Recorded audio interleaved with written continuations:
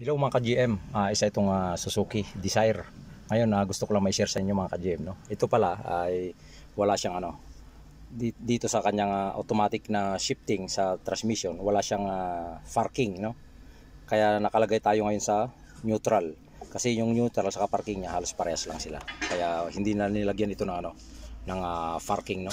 Reverse, neutral, drive, saka manual, positive, negative. Yan po, subukan po natin pandarin, no? Kasi pag nakalagay tayo sa reverse, hindi yan na-under mga ka-GM, kaya kailangan sa neutral siya nakashift. Yan, pandarin natin. Yan, oh. Neutral siya, oh. Sa neutral siya nakalagay. So yan, makikita niyo ma-under na siya, no? So ayan po, no? Yan. Wala siyang parking na parking position, wala.